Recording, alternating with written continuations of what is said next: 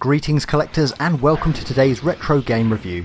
You join us in part 2 of the Sega Saturn Capcom Fighter miniseries.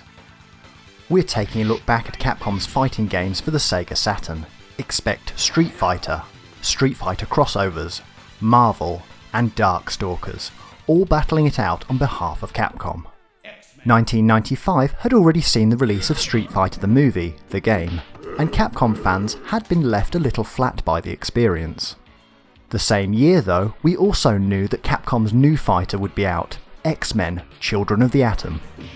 Now, Children of the Atom had already been out in the arcades, so it came as no surprise to anyone that this was going to be a great game on the Sega Saturn. 2D fighting games was something of a forte for Sega's black box, and the conversion was excellent. Out of the gates, you can play as 10 X-Men characters, well-known characters such as Wolverine, Storm and Colossus, but also less known household characters such as Omega Red and Spiral. The game follows a similar style to Street Fighter, in which you select a character and work your way through a list of opponents. What sets X-Men Children of the Atom apart though, is its high-octane energy. Sure, we had played Street Fighter Hyper Fighting, but Children of the Atom took all this to the next level. Larger sprites, the ability to jump to an extending screen, and overall more exaggerated movesets. Children of the Atom gave Capcom the license to let their hair down and go bigger and better than any previous fighting game that they had put out into the mainstream. The nature of comic book heroes lends itself really well to this type of game, and the game is still seen as an important entry in Capcom's back catalogue. Years later, you can still see many of the elements that this game introduced in their more modern titles. The game sounds fantastic, the tracks are uplifting when they need to be, and suitably dramatic when there is call for showdowns with the bosses. The game just works really well. With the sound being excellent, it's fair to say that the graphics also lived up to expectations. Well animated, well detailed, and vivid, they leap off the screen even to this day.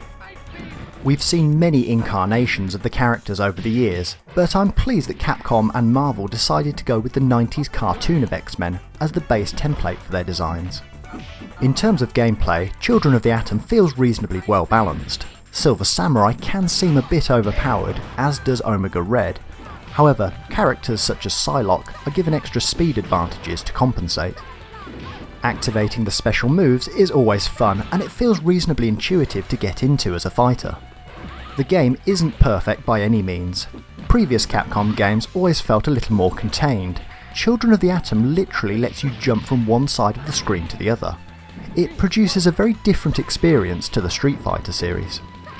Everything feels a lot more exaggerated, noisy, and at times slightly messy as a fighting experience. After a while, you sink into the game and get used to it, but this is perhaps a game that does take some level of mastery to get the best out of. Overall though, Children of the Atom is a landmark game and well worth picking up. The physical presentation is spot on.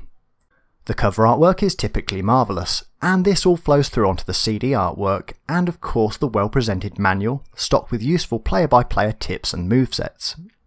The introduction of the outrageous combos and special moves made Children of the Atom a standout game of the year. Now, perhaps overshadowed by its sequel, Marvel Superheroes, X-Men did prove above all things that Street Fighter now had a challenger from within its own house. With Street Fighter the movie having undermined the series, and Children of the Atom now the fan favourite on the Saturn, the ball was in Street Fighter's court. The following year, in 1996, the Street Fighter series would fight back.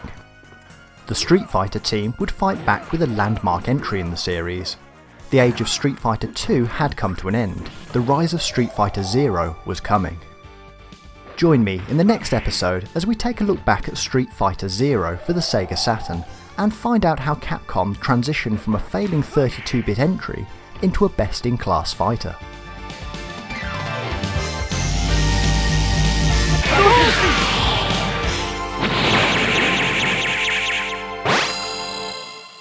Street Fighter Zero.